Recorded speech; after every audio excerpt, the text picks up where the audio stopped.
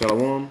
First off, I want to start off by saying all praise, honor, and glory is due unto Yahweh, Ba'ashem Yahushai, Ba'ashem Makakadash. That's all praises to the world-class God, whose true name in the Hebrew is Yahweh, Ba'ashem meaning in the name, and Yahushai being the only name of the only begotten Son.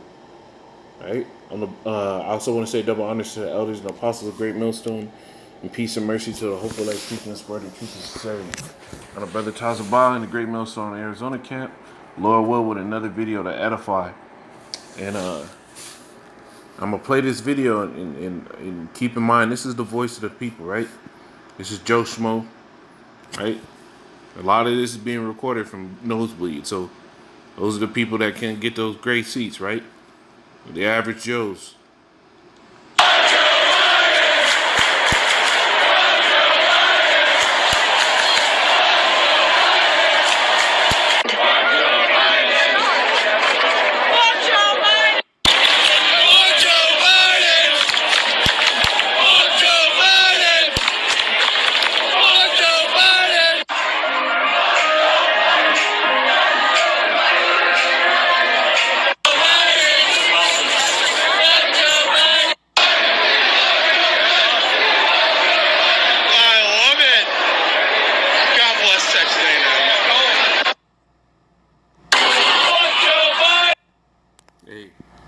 And this is the sentiment all throughout Babylon, right? This devil went on national TV and tried to scold a bunch of grown-ass people for wanting to live in a fashion that was against his plans and not wanting him to have to be able to fucking inject some shit into him, excuse my language, for them to live and function in a society. So what the people are now chanting. And it starts with a chant, right? So everything starts with is a chant. Right? We go back to them BML marches, right? Or BLM marches, right? It's all started with a chant. And somewhere a chair was thrown, and we're coming in at a time where all hell is about to hit the fan. You had all these people in the military going out. You had the dude that said he wanted to hold his senior leadership accountable. What? And they gave him a discharge, right? So the dude refuted it. He said, "You know what? I'm done with all this shit. What happens next? You did it to yourself, because all hell is about to kick off, right?" So this is I'm gonna start at Job 20. I'm gonna go to the blue letter because, like I said, these are Joe Smos, man. This is the average everyday person chanting this shit, right? Not too long ago, these niggas was down to vote for this nigga. Now, Job 20.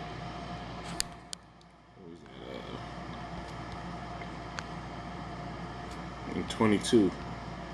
I wanted to get this in the blue letter for a reason. It says, start at 21. It says, "There shall none of his meat be left. Therefore shall no man look for his goods. In the fullness of his efficiency he shall be in straits." Right? We're coming to that time of the fullness of his efficiency. He's pushing all these mandates, all these orders that are easily going to be able to be implemented to the MOB, the mark of the beast, right? It might start with some mRNA, but it's going to end with a microchip, right? This is all preluding to the next phase of the plan, right? If you start mixing in those CBDCs, right? That new monetary system, cashless society. This is all a prelude to everything, right? So it says, "In the fullness of his efficiency, he shall be in straits." Now I want to get that word for straits. We'll go right back to the scripture, right? The word straits is Yashar, Yasharah, and it says Yatazar, and it says to bind be distressed, be in distress, be cramped, be narrow, be scant, be in straits, make narrow, cause distress, besiege, to suffer distress. So in the fullness of his sufficiency, he was going to suffer distress. It says, every hand of the wicked shall be upon him. And now, when you read that word wicked in this verse, it's not what you think, right? It's Amalia, Amalia, Amal, and it says laborer, sufferer, wretched one, laborer, workman, toiling, right?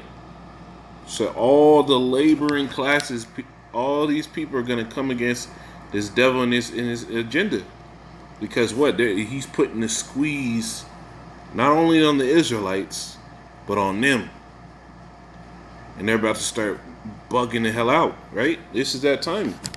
This is Proverbs 29. Let's see what I want. Proverbs 29:2.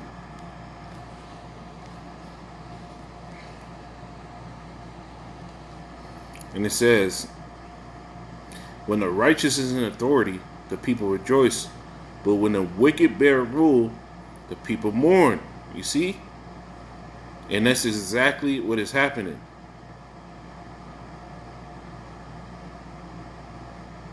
This is exactly what's happening. So the righteous are in authority. So what? The people are mourning. More and more people walking away from lifelong careers. You have this dude in Hawaii, where he came from a line of men that were first responders, crying because he said, I have to give up this life that my father worked for, his father. You know how hard it is to get into this job because I don't want to take a shot. Right? That's what he was saying. He was crying, bawling in anguish, bitterness in his soul. You got all these military personnel in the same predicament. So people are in mourning because of what they're losing because of this devil. How many businesses went away? It says, but when the wicked beareth rule, the people mourn. So, and this is how you know what you're in. People are mourning right now, and I told brothers at camp, the reason why these EMTs, right, these police officers, all these first responders, these nurses, don't want to take this shit is because they all see it firsthand. The police what go on wellness checks, the EMTs follow them, right? They get a little information. He just got the Vanessa such and such a day ago. That's the only thing. He was perfect health. Otherwise, gone.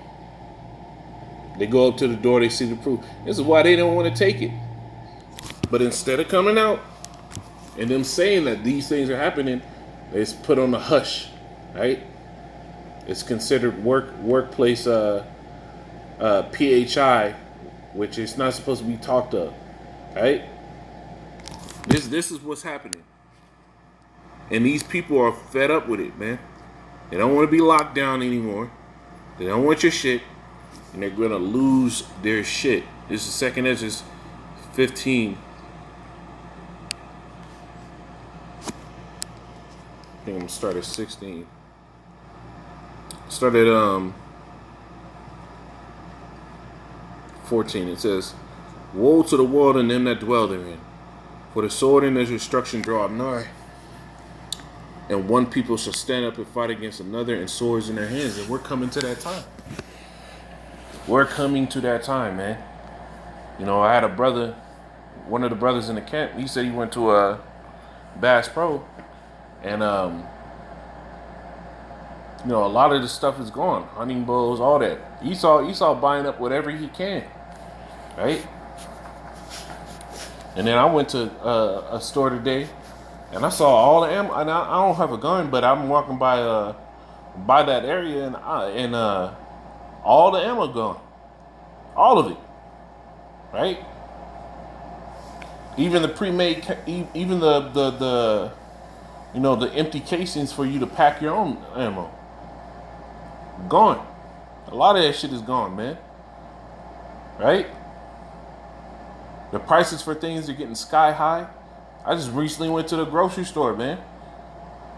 For what I got, it's three times the amount of what it used to be. Right?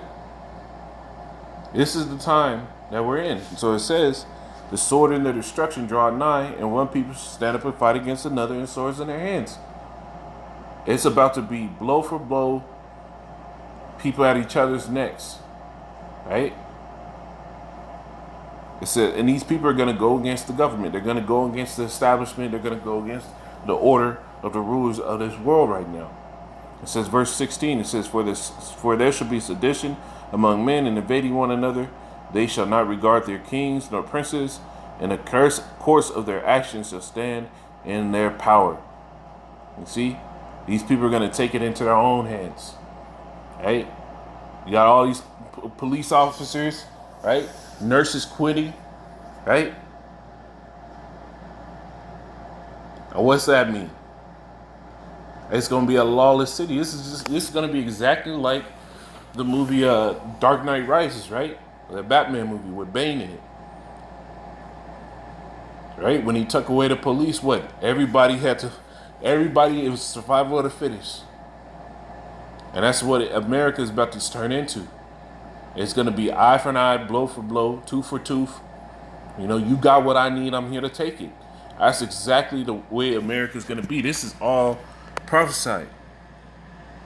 It says Isaiah 19, ended on this one. They don't want this to be too long. Isaiah 19, 2.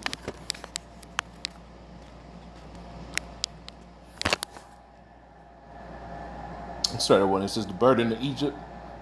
Behold, Yahweh rideth upon a swift cloud, talking about them chariots, and shall come into Egypt, and the idols of Egypt shall be moved at his presence. Right? And at the heart, it says, in the heart of Egypt shall melt in the midst thereof. So the mindset, what did Egypt push for so long? Is we're all in this together, you know, God-fearing nation, right? They're all in this together shit. That was bullshit. And that mindset is gonna start failing. And you got this damn devil, Howard Stern, which that nigga's at least 70, 75, sitting there saying, you know, fuck your freedoms and your civil liberties. What about my freedoms? I want to go, you know, go sit down with a friend. I want to go to the movies. I want to go do that. Motherfucker, your life is almost already over. Right? And his sentiment is not original. And that's where contention comes from. Because what? The Lord said, if a kingdom be divided against itself, it cannot stand. And America is vastly crumbling. It says, verse 2, it says, and I will set the Egyptian against the Egyptian. Right? You can replace that by saying the American against the American. And they shall fight, everyone against his brother, and everyone against his neighbor. City against city, and kingdom against kingdom. And the spirit of Egypt shall fall in the midst thereof. And I will destroy the counsel thereof, and they shall seek to the idols, and to the charmers, and to them that have familiar spirits, and to wizards. And it says, and the Egyptian will I give over to the hand of a cruel Lord, and a fierce king shall rule over them. Say Yahweh of hosts. So when these people go lawless, the Lord is going to lift up that wicked ass spirit. And these devils, man, and that president, that's going to be that cruel Lord. Those upper echelon elite that are going to give him the orders, those are going to be your cruel lords that the Lord is going to set over a lot of you fucking people, man. This is what's coming down the pipe. And niggas are worried about football games. Get serious. Shalom.